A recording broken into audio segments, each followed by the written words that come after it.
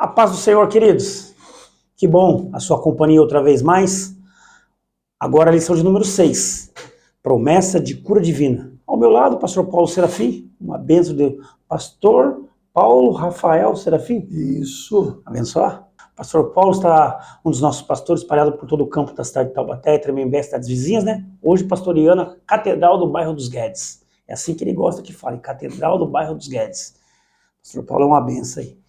E tem nos ajudado, contribuído muito com o nosso papo de escola bíblica dominical. Para você que não sabia, o pastor Paulo é aluno formado pelo IBAD. Eita, glória, hein? Turma de 2008. Turma de 2008. Depois se tornou um dos professores ali do IBAD, pastor de congregação há mais de 25 anos, pastoreando congregações para toda a cidade de Taubaté. Sul de Minas também já foi? Sim, eu dei aula aqui no ETAD, aqui em Taubaté também. Metade também? Era a escola, nós tínhamos uma escola na rua Silva Barros. Eita. Eu tive professores fantásticos ali, diretores, pastor Enoque, pastor Jorge Antunes foi meu diretor ali. Hoje é o meu pastor setorial. Meu pastor setorial, né? Tive professores extraordinários ali na nossa escola no ETAD. Eu me formei no ETAD, graduado em teologia na época, e quando eu saí, assim, com o diploma na mão, olhei para o prédio assim, e falei, um dia ainda vou dar aula aqui. Glória. 3 meses depois, eu recebi um telefonema me convidando para estar ministrando aula lá. E aí ainda falei, eu vou voltar para dar aula nessa escola e eu quero ministrar sobre apologética cristã. Era uma das aulas que eu mais gostava. Que maravilha, tá vendo E só? aí eu fui convidado para dar aula no ETAD e na matéria de apologética cristã. Que benção. É, benção. Deus ouviu a nossa petição? Isso. Que maravilha, tá vendo? Concede os anseios do nosso coração. Que maravilha, tá vendo só, querido? Esse é o pastor Paulo Serafim, um pastor amigo, uma pessoa com um vasto currículo aí, e vai nos instruir agora a promessa de cura divina. Lição de número 6, como eu já bem falei, né? Pastor Paulo, vamos adentrar aqui ao nosso texto áureo? Vamos lá. Ah, que maravilha! Verdadeiramente ele tomou sobre si as nossas enfermidades, e as nossas dores levou sobre si. E nós o reputamos por aflito, ferido de Deus e oprimido. Se encontra no livro do profeta Isaías, capítulo 53, versículo número 4. É o perfil de Cristo, né? Quando você vai fazer uma entrevista para você entrar numa empresa, assim, eles traçam o seu perfil, fazem lá uma espécie de anamnese e traçam o perfil seu direitinho, coisa e tal. No capítulo 53 é traçado o perfil do Senhor Jesus ali. É lindo, né? Embora esse versículo aí, Isaías 53, 4, seja um dos mais mal interpretados da Bíblia Sagrada. Assim. Em uma interpretação, tem muita gente que interpreta errado. Isso a gente não pode esquecer que é profético, né? E sendo profético, ele já se cumpriu em Cristo. Essa palavra aí. E a palavra ali, enfermidades, ela pode ser entendida como pecado, né? Então, porque o pecado é um tipo de enfermidade. É o que nos afasta de Cristo. É uma enfermidade, é uma lepra, né? Aliás, ele foi muito espelhado como sendo lepra no Velho Testamento. Correto. Sinônimo de pecado. E ele tomou sobre si as nossas enfermidades. Tem pessoas que entendem que crente não pode ficar doente por causa desse versículo aí. Interpreta errado. E uma das pessoas que mais defendia essa tese de que o crente não pode ficar doente, o crente acabou morrendo de uma doença que acometeu ela e levou ela para a sepultura. Quer dizer, não deu resultado positivo isso aí. Né? Tinha se não me falha a memória, Mari Beck, uma defensora dessa ideia a respeito da saúde, que se nós somos servos de Deus, nós temos que não aceitar a doença. me foge a memória o nome dela. Não sei se é Ellen Mary Beck, uma coisa assim. Ela dizia isso e ela acabou falecendo por causa de uma doença degenerativa que foi tomando conta dela, né? Quebrando a tese, né? Quebrou a tese. Ela mesmo se contradiz com a própria enfermidade. Verdade prática, Jesus é o médico dos médicos e não há enfermidade que ele não possa curar. Isso é uma afirmativa que eu quero virar ela pelo avesso e dizer para você que tem enfermidade que Jesus não cura. Não é porque ele não tenha poder para fazer isso. Tem coisas que Deus não pode fazer em nós, porque se fizesse em nós, pioraria o nosso estado.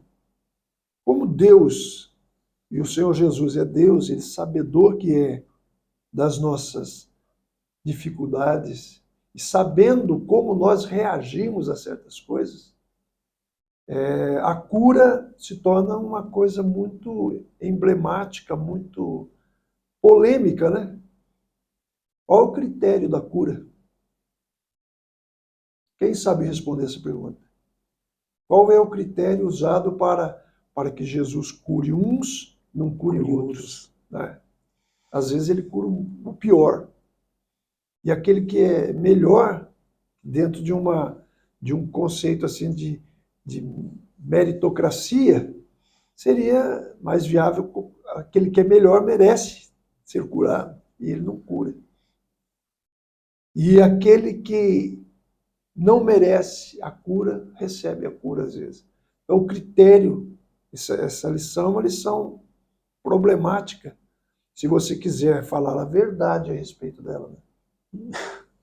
Vamos lá? Queridos, se você nos ouvindo aí falar repetidas vezes, né, a palavra cura divina, é porque é a palavra-chave de toda essa nossa tratativa dessa lição de número 6, mas fique bem à vontade que o pastor Paulo aqui, ele é pessoa extraordinária e vai nos instruir aqui muito bem. Pastor Paulo, pode ficar à vontade, a promessa bíblica da cura divina. Então, a profecia messiânica de Isaías 53, pode-se dizer assim que ali, o cumprimento profético no ministério de Jesus, né? Jesus cumpriu essa profecia, essa promessa no seu ministério terreno. Curou pessoas, muitas pessoas. E deixou a nós o quê? Um legado. Está lá em Marcos, né? Capítulo 16 de Marcos, não é isso? Isso. Que diz, ide por todo mundo, pregar o evangelho a toda criatura. E quem crê, como é que é? Quem crer e for batizado, será salvo. E colocarão as mãos sobre os enfermos, porão as mãos dos enfermos e os curarão. Então, isso são promessas que tá embutido na nossa vida diária. Isso é coisa para nós.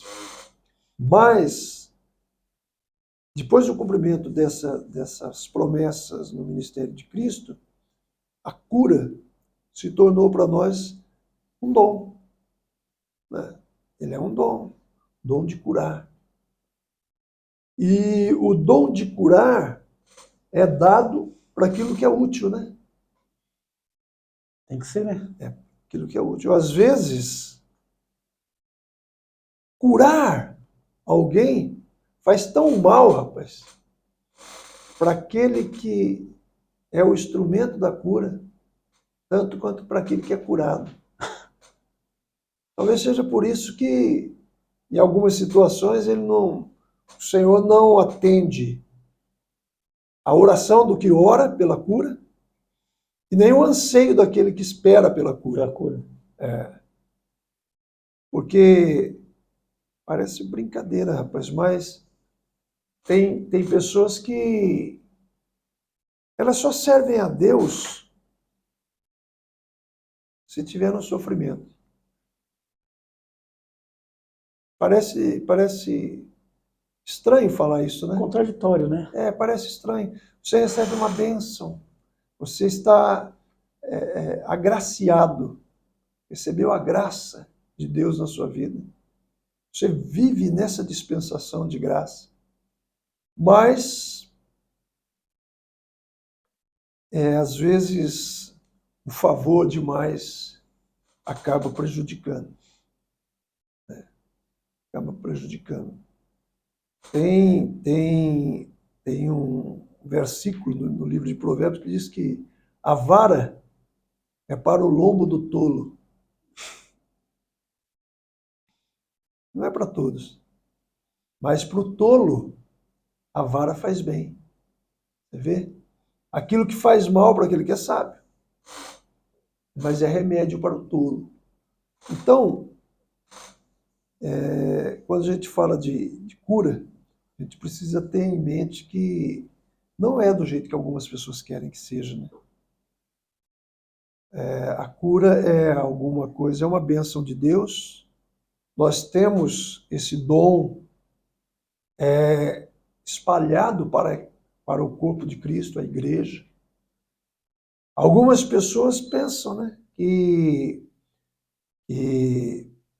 a cura e o dom de cura é uma coisa específica para um ou para outro. Esse dom foi dado para todos nós. A utilidade é aí que define o aparecimento dele ou não. A eficácia dele na nossa vida ou não. Tem pessoas que usam o dom para autopromoção. Uma pessoa que tem essa intenção, ele pode até realmente obter êxito no seu trabalho. Mas se ele não for uma pessoa consciente de que toda a glória daquele ato, daquela ação, tem que ser colocada na conta de Cristo, tem que ser louvor a Deus. Pode-se dizer que o inimigo nada de braçada nessa área. Ele se utiliza, ensoberbece o camarada, e a ação passa a ser mais uma ação maligna do que benigna. Precisamos tomar cuidado. Uma pergunta interessante. Nós precisamos de cura para sermos crentes na pessoa do Senhor Jesus?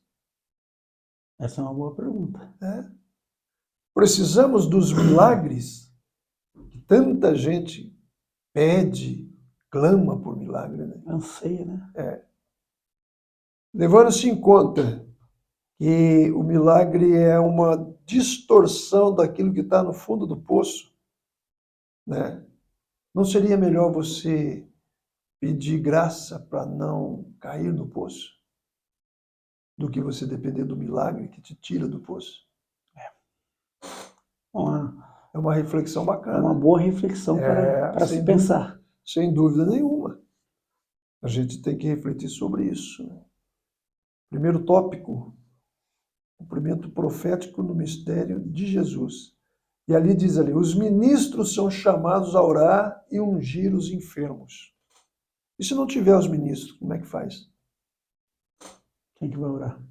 Quem que vai ungir? Eu tenho uma situação que camarada simplesmente não oraram pelo enfermo, porque eles seguiam o parâmetro bíblico que diz que tinha que chamar o presbítero. Então o camarada está lá, precisando de uma oração, mas tem que ser o presbítero. Não é bem isso, né? Entendo a possibilidade de ter os presbíteros, esse é o caminho legal do negócio. Mas em uma situação em que não haja um presbítero, na ausência pastor, dele, na ausência dele, basta você ser crente. Para você orar. Aliás, essa interpretação errada tem levado muita gente a desobedecer a ordem. Né? A desobedecer a ordem, aquela de levar um consolo, de suplicar uma cura sobre a vida de uma pessoa, porque a pessoa é muito legalista no que diz respeito ao entendimento de uma orientação. Os ministros são chamados a orar e ungir os enfermos. E para falar nisso, rapaz, eu estou pastor já há algum tempo, né? E eu vou falar uma coisa para você. Esse dom é um dom maravilhoso. É um dom extraordinário. De orar pelos enfermos? Orar pelos enfermos. Orar é uma coisa maravilhosa. É uma pena que as pessoas não procurem esse dom. A Bíblia fala, procurem os melhores dons. Então, essa questão de orar, de ungir, é o dom para discernir. Rapaz, a oração, tem até um hino que a gente canta aí tão bonito, né? Na oração, encontro calma. A oração faz tão bem para a saúde mental das pessoas. Esse hino é muito cantado pelos corais, né? É, a saúde mental das pessoas. A medicina descobriu que orar faz com que você fique mais inteligente. Olha, só por esse ponto aí já compensa você se tornar um monge tibetano dentro da igreja, aquele que se dedica à oração. Coisa extraordinária. E eu vou falar uma coisa, se nós nos dedicássemos mais à oração, nós saberíamos resolver os problemas, os enfrentamentos com mais facilidade. Mais intimidade. Jesus, ele orava bastante para resolver o problema com simplicidade. Era simples para ele. A gente, se seguisse o mesmo passo, o problema é que a gente quer resolver o problema sem oração. Agora a gente ora pouco. Ora pouco. Complica-se demais. E os problemas são muitos. Né? Jesus orava muito. Por isso os problemas para ele era fácil. Fácil de se resolver, né? É benção. Professor Paulo, olha que fantástico aí, segundo tópico. Ó. Origem e consequências das doenças no mundo. É o pecado, né? Olha lá. Ó. Olha lá. A origem da doença no Éden. Então, o pecado definiu isso aí. As doenças, o aparecimento das enfermidades. Né? Tem até, eu li na revista, a colocação de que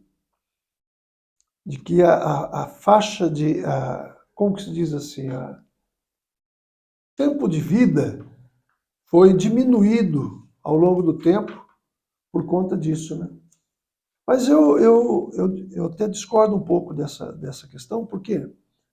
Porque realmente, com o passar do tempo, as pessoas passaram na história a viver menos, né? Aqueles que eram mais próximos lá do início viviam bastante tempo. Depois foi se reduzindo. Foi reduzindo o tempo de vida das pessoas. A Bíblia fala sobre 70 anos. Foi remindo, né? 70 anos, passou de 70 anos, já se torna um enfado, canseira. E é verdade, a dor começa a aparecer demais. Mas eu acredito mais a questão da diminuição do tempo de vida das pessoas, mais a ignorância, cara. Mais a ignorância do que propriamente ao pecado. Hoje nós temos pessoas que estão vivendo há 100 anos, bem. É isso que eu ia falar para o senhor. Então, a longevidade está sendo entendida de uma forma mais importante, né? É dado mais importância ao cuidado com a saúde, com o corpo humano. E eu acho que isso aí é bíblico, né? É bíblico. Nós passamos muito tempo fora da casinha, fora da faixa nessa história. Sabe por quê? Por causa de um versículo bíblico. Tem um versículo bíblico que diz, que o apóstolo Paulo falava isso aí. O exercício corporal para nada se aproveita. Pegaram esse texto aí, interpretaram de modo errôneo. Vamos cuidar do espiritual, porque fazer ginástica, fazer Cooper, fazer um pouco de exercício físico, isso aí, para nada se aproveita, o apóstolo Paulo está falando isso. E aí, tinha lugar onde o camarada colocava uma roupa de treino e sair fazendo uma caminhada, uma corridinha, né? Aquelas corridinhas de 100 metros, você dá uma corridinha, anda mais 50 metros, dá mais uma corridinha de 100 metros. Esse exercício cardio, né, que fala? Isso. Era proibido, cara. Se proibia na igreja. Aliás, tinha que certas proibições, por isso que eu falei, ignorância, rapaz. Lembra do Chico Anísio, não? Chico Anísio falava, a ignorância atravanca o progresso. É verdade, cara. Não está escrito na Bíblia, mas é verdade. O que o velho Chico falava. Né? Nós sofremos muito mais por aquilo que a gente ignora. Nós ignoramos a nossa saúde. Nós ignoramos a necessidade de cuidados com a saúde.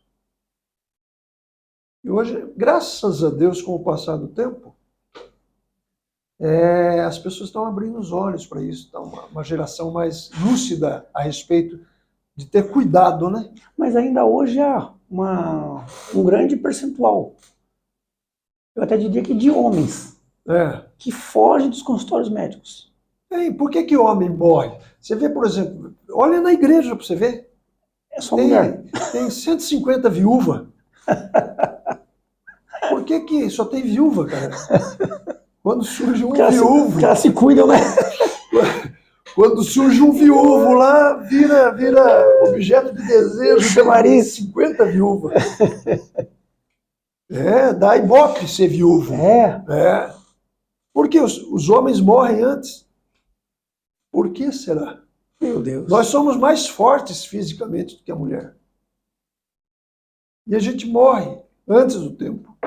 Por quê? Por causa da ignorância.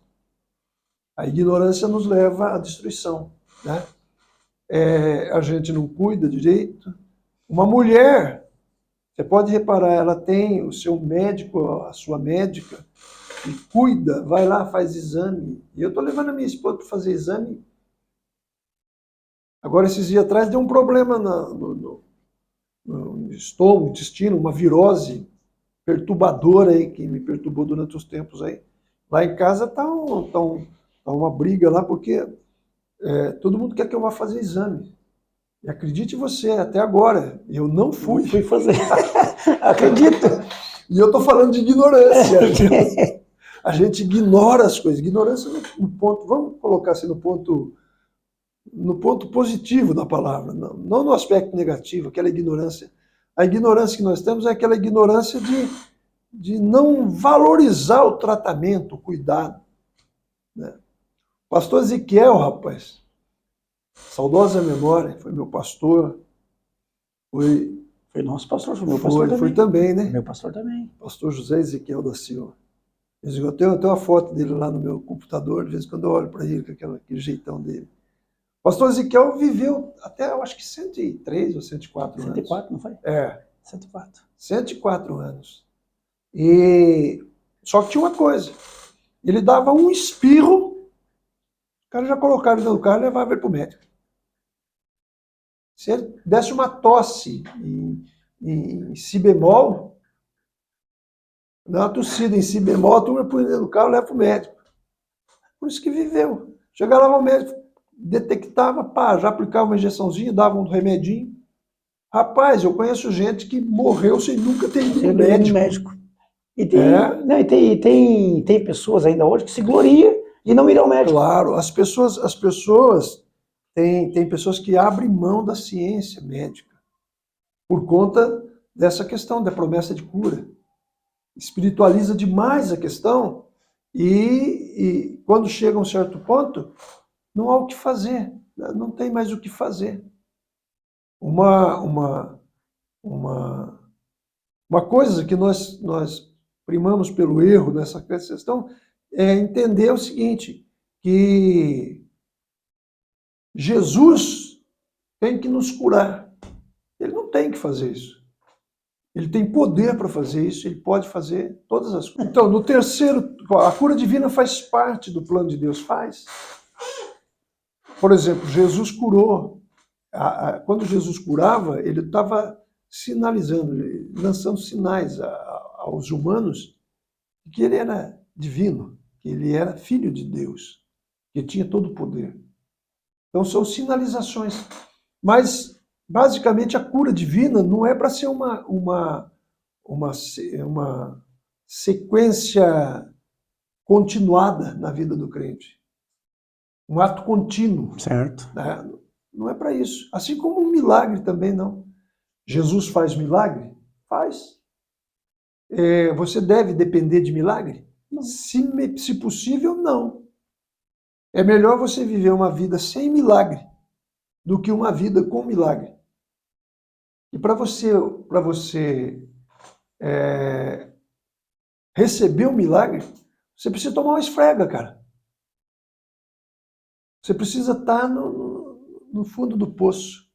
Você precisa estar no chão para que aconteça o milagre. Mas milagres acontecem.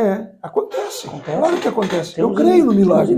Temos inúmeros testemunhos de irmãos e eu irmãs. creio no em nossas milagre. vidas. Eu acho que o erro está em as pessoas ficarem vivendo na expectativa, na dependência do milagre.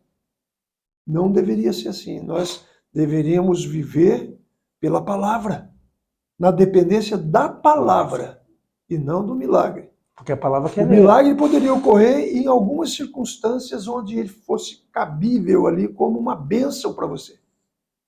Mas você acredita que tem milagre que joga você para o buraco? Ao invés de resgatar você, de fazer com que você cresça e você se torne um crente mais fiel a Deus, ele deixa você mais suscetível a um empurrão, à derrubada, do que fortalece você. Então nós não devemos viver à mercê de um milagre, de uma cura. Não. Nós devemos viver pela vida, olhando para Jesus, caminhando, seguindo os seus passos e, se possível, cuidando da melhor forma daquilo que é. Eu até separei aqui o templo do Espírito Santo. Eu sou o templo do Espírito Santo, cara. Eu tenho que zelar por mim. O meu corpo físico é para expressar a glória de Deus. Então, o que ocorre, o Eduardo? É que essa questão, dessa visão de cura divina, de milagre, daquilo que Jesus faz, daquilo que Deus pode fazer, às vezes ela é muito deturpada na nossa mente. Nós somos muito mediocrizados nessa área, nessa questão. E é por isso que muitas coisas não acontecem. Deus só dá a nós aquilo que nós podemos ter. É como um pai. Vamos supor que você tem um sítio, tem uma fazenda, e você tem um filho pequeno de 6 aninhos, 5 anos. É profecia? Hã? Está profetizando já ou ainda não? Quem sabe, né? Talvez seja. Talvez. Não foi a minha intenção. Eu estou colocando isso só como uma ilustração. Uma ilustração, uma Mas reflexão. aí, se for bênção para a sua vida, é só pedir para o papai que ele concede a bênção. Certo. Não é mesmo? Você tem um filho de 6 anos, vamos considerar isso. Uma criança de 6 anos conhece o perigo? Sabe o que é perigoso, o que não é? Não. Não. Ele não tem noção do que é perigoso.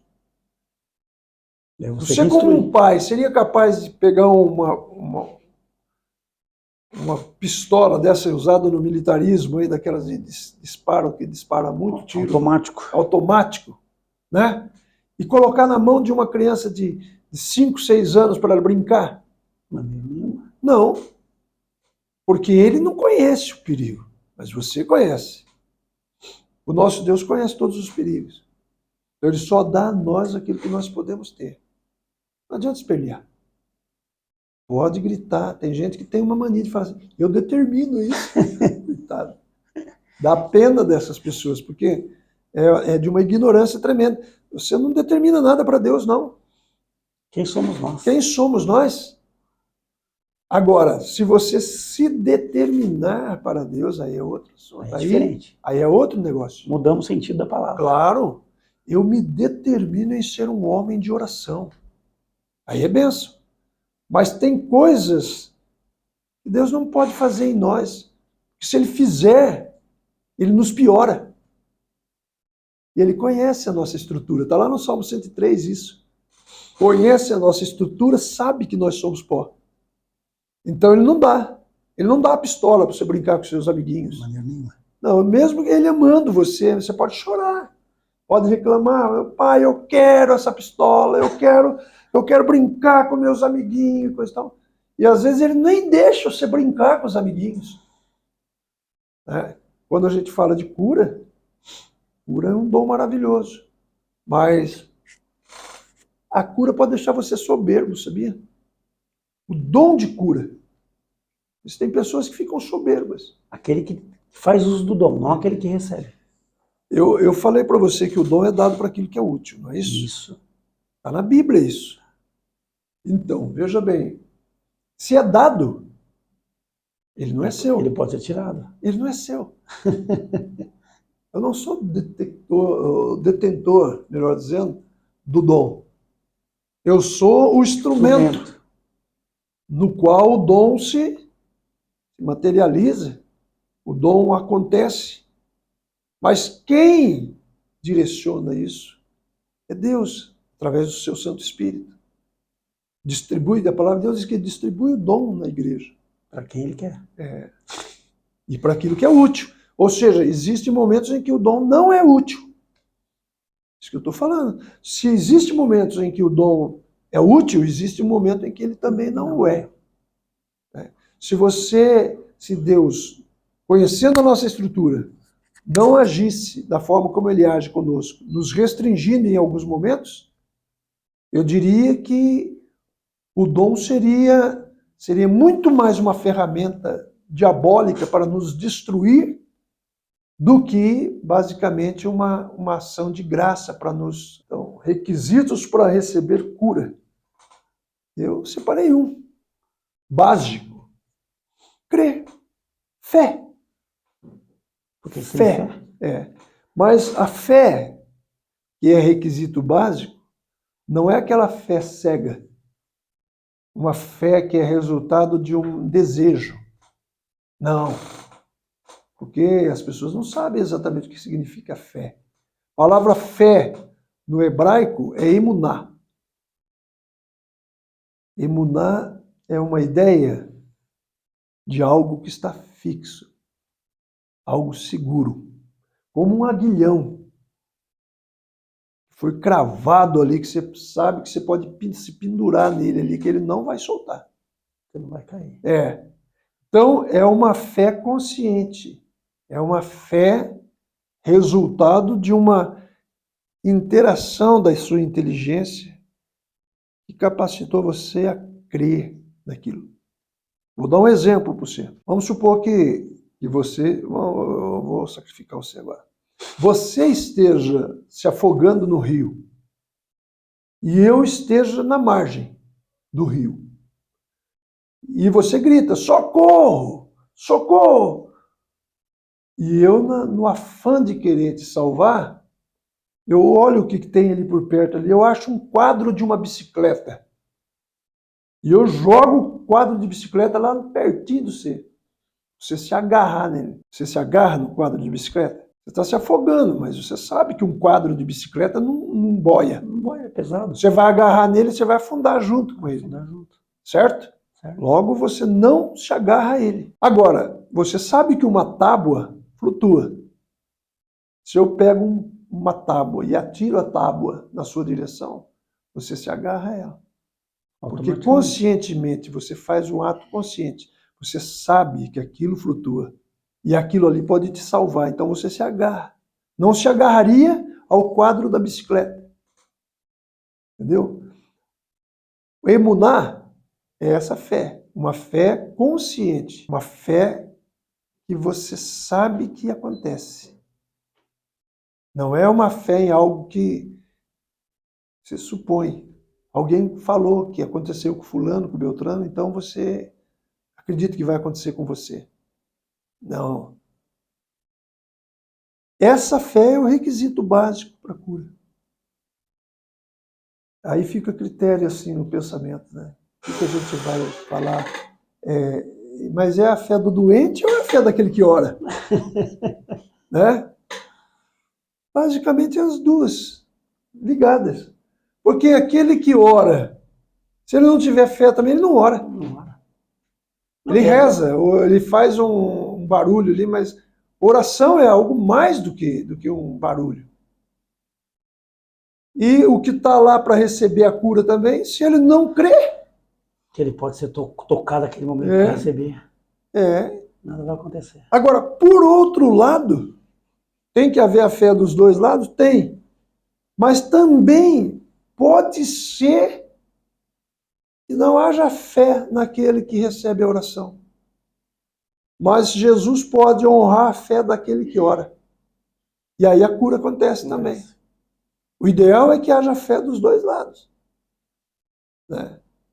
Agora, pode acontecer também que aquele que ora não tenha muita fé, mas aquele que recebe a oração tenha muita fé. Vou contar uma experiência para você. Quando eu estava pastor no bairro da Estiva, aqui em Taubaté, nós tínhamos lá alguns irmãos, eu vou dar testemunho disso. Tinha lá no nosso meio uma irmã. Essa irmã, ela é esposa do diácono Gil, que fica na portaria aqui da igreja. Presbítero. Presbítero agora, né? É. Boa pessoa, boa gente. Bom Gil, fantástico. Bom Gil. O nome dela era Graça. É Graça. É Graça. Até o nome combina, Graça. Um dia eu cheguei na igreja e a irmã Graça, ela estava sentadinha lá no meio, quietinha.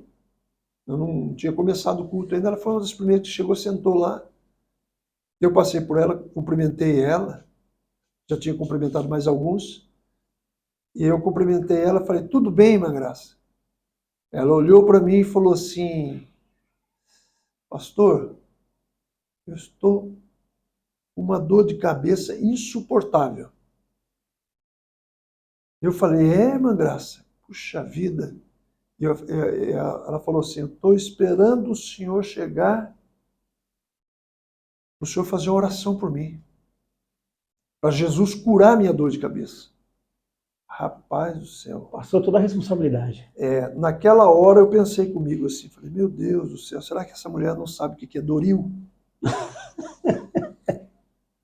Tão fácil, né?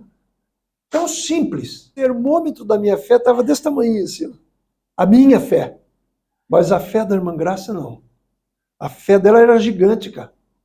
Ela falou, estou esperando o senhor fazer uma oração por mim para Jesus curar minha dor de cabeça. E eu, pastor da igreja, por obrigação do ofício, fiz uma oração por ela ali. Mas você acha que eu estava crendo naquela oração que eu fiz? Que Deus me perdoe. Não, senhor, irmão Doril, Deus já conhece. eu pensei, poxa, Doril resolveria esse problema. Aliás, a gente podia dar um Doril e já fazer a oração em cima.